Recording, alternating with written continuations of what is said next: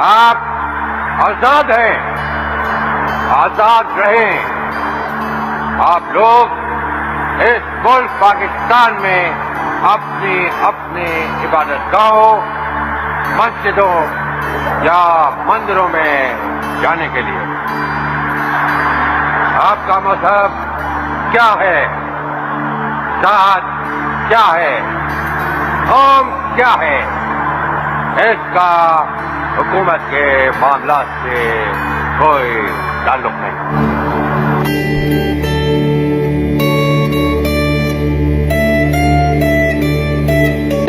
Life and the property and the religious belief should be fully protected by the state at any cost.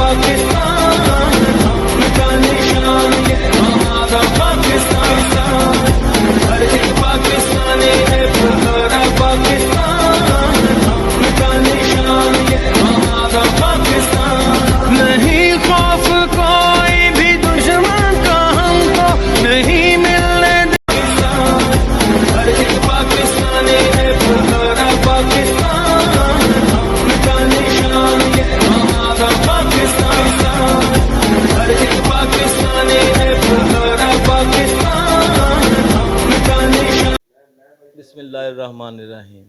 ہم ایک عظیم قوم ہیں۔ اس ملک کو بنانے کے لیے ہمارے بزرگوں نے بے شمار قربانیاں دی ہیں۔ اگر کسی نے اس ملک کی طرف میلی آنکھ اٹھا کر دیکھی تو ہم ان کی آنکھیں نکال دیں گے۔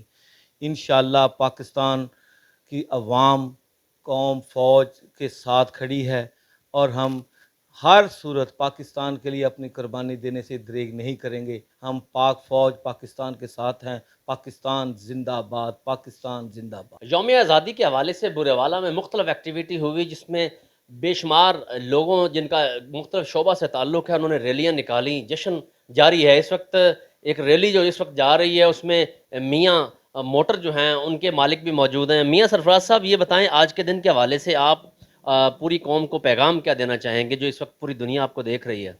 جی السلام علیکم۔ آج یوم آزادی 75ویں سالگرہ منائی گئی۔